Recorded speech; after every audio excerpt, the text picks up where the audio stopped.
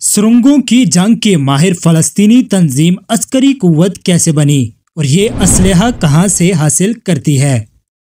आज की इस वीडियो में हम जानेंगे कि हमास की बुनियाद कैसे पड़ी, ये तंजीम हथियार कहां से हासिल करती है और इसके पास मौजूद रॉकेट और मिसाइल किस सलाहियत के हामिल हैं।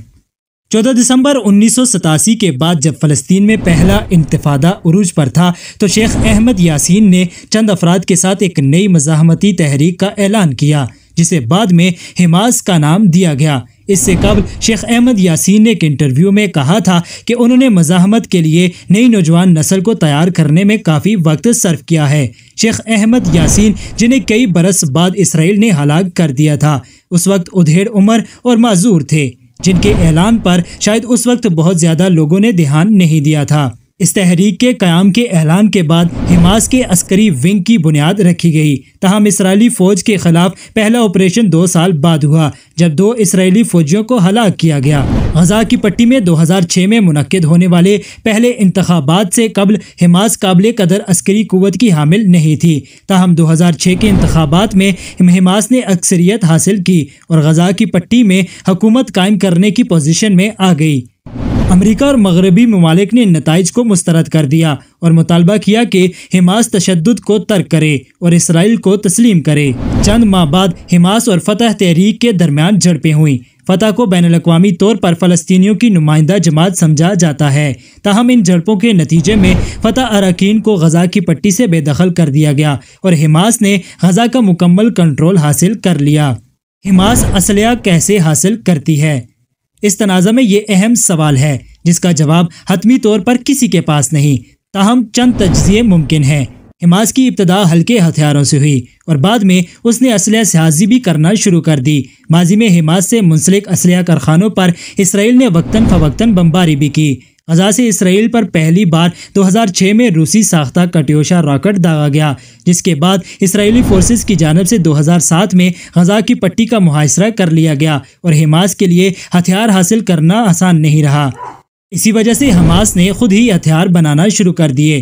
चंद तज्ज़ियाकारों का मानना है कि ईरान लबनान के जरिए हमास की मदद करता है, ताहम इन इल्ज़ामात को साबित नहीं किया जा सका। सुरंगों की जंग। सन 2007 में हमास की जानब से एक नई तर्ज की जंगी हिकमत अमली सामने आई जिसे टनल या सुरंग की जंग कहा गया और फिर चंद ही बरसों में हमास ने सुरंगों का एक पेचीदा और मरबूत निज़ाम बनाया जो गज़ा को मिस्र और दीगर इलाकों तक रसाई फराहम करता है। सन 2014 में इसराइल ने ज़मीनी हमला किया तो हमास ने इस निज़ाम का फ़ायदा उठाया। हमास के जंगजू अचानक नमूदार होते, गोलियां बरसाते और गायब हो जाते। इसराइल ने इस निज़ाम को तबाह करने की कोशिश की, लेकिन ये इतना आसान नहीं था। आने वाले बरसों में हमास ने पहले से बेहतर और ताकतवर मिसाइल बनाए जो जनूबी इसराइल से आगे तल अबीब और हाइफा तक को निशाना बना सकते थे। अब हमास के मिसाइल इसराइल के मरकजी एयरपोर्ट्स तक को निशाना बना सकते हैं। इसराइल को अक्सर पूरे शहर बंद करना पड़ते हैं और रिहायशियों को पनाह लेना पड़ती है। इन मिसाइलों की वजह से इसराइल को एक माशी दबाव का सामना भी है। हालिया झड़पों के दौरान हमास की एक नई सलाहियत भी सामने आई जब ग्लाइडर्स हमला में इस्तेमाल किए गए। हमास के हथियार। हमास के पास मुख्तलिफ नौइयत के मिसाइल हैं। ख्याल किया जाता है कि इनमें से चंद सुरंगों के जरिए मिस्र के रास्ते लाए गए थे।